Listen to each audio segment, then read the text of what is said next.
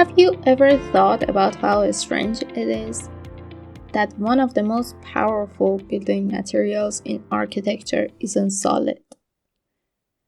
It can't be stacked. It can't be poured. You can't cut it with a saw. And yet, it shapes the way we feel in a space more than concrete, more than steel, maybe even more than the walls themselves. Today, I want to talk about light, not as something that enters architecture, but as something architecture uses, as a building material. When we look at architecture, we usually think of mass, thickness, weight, the parts that won't move unless something goes terribly wrong. But in between those heavy things, there's light. Light fills the gaps, paints the surface, reveals the texture of stone, or hides a flaw in shadow. In a way, walls don't define light. Light defines the walls. Without it, there is no architecture, just geometry waiting to be seen. Think about how you feel in a sunlit room compared to the same room at night. Nothing physically changed. The walls haven't moved. The chair didn't relocate. But your perception has. The architecture feels different because one of its materials has been swapped out. Let's start where humans always start, with the sun. Ancient builders didn't have LEDs or dimmers or even lamps the way we do today. But they understood light intuitively.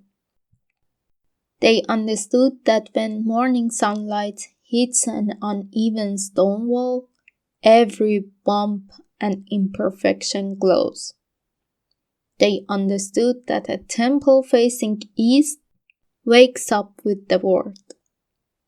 They knew that shadows are places for mystery, and illumination is a stage for the sacred. Light wasn't decoration, light was meaning. Look at the Pantheon in Rome. The oculus is a hole in the sky. Sunlight pours through it like water, moving across the interior as hours pass. It turns time into architecture. You can't hold it, you can't touch it, but you can watch it. Slow, inevitable, cosmic. The architects didn't build with stone alone. They built with time, with light, with the universe itself. Fast forward to modern architecture. Suddenly we have vast glass walls, skylights the size of aircraft wings. We've unlocked daylight as a design tool rather than a byproduct. And this is where light becomes emotional.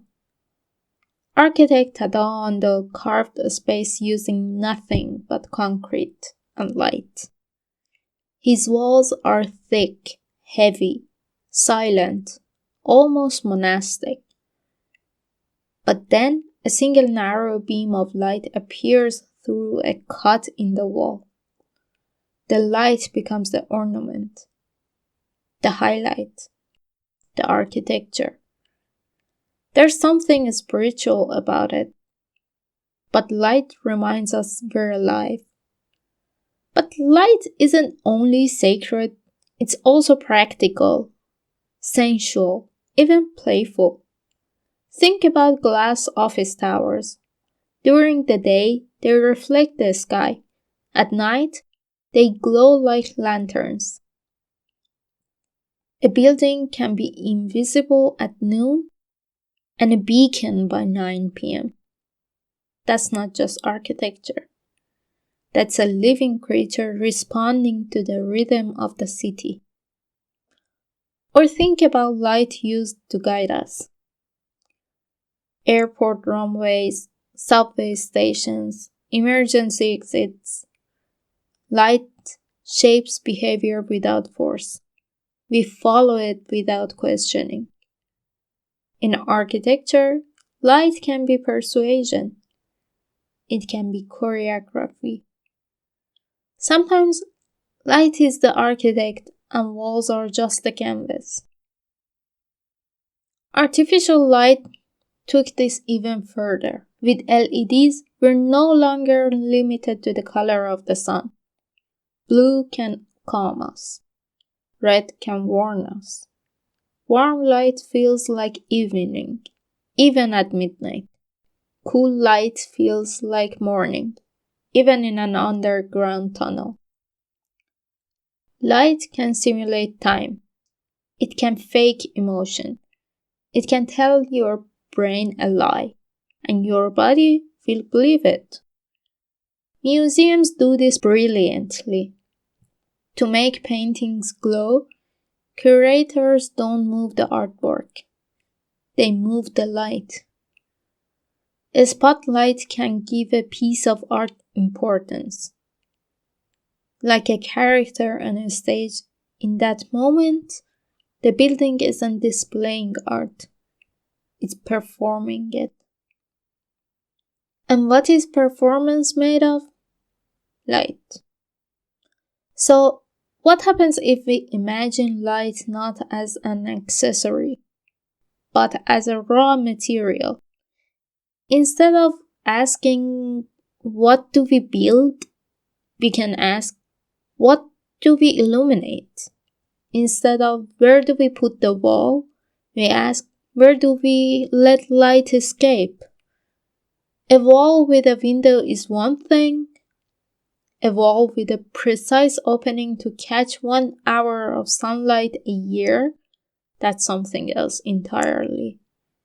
That's architecture becoming a clock, a calendar, a story. Light makes space dynamic. It makes it alive, like weather. And maybe that's why light feels philosophical. We experience building through it. Every memory we have of architecture, our childhood bedroom, our favorite cafe, the corner of a city we walk at night, those memories aren't built of brick or wood. They're built of how those places looked and felt in light. Light is atmosphere. Light is memory. Light is perception. But it's not a material you can quarry or weld. But it's a material that tells your brain what everything else is. You remove light and architecture disappears. So, the next time you enter a space, pause. Notice how the light hits the floor, where shadows pool like water. Which surfaces seem warm, which feel cold. Notice whether the ceiling glows or sinks into darkness. Notice how light makes you move without pushing you. The building isn't just holding you. The light is shaping you. Architecture is never just what we build. It's what we illuminate. And in that sense, light is not decoration. Light is not an afterthought. Light is architecture, just invisible. If you enjoyed this, consider subscribing.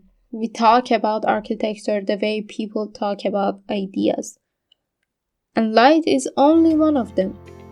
There's still shadow, sound, weather, memory, time, and a whole universe of materials you can't even touch. Thanks for watching. I'll see you in the next space we share.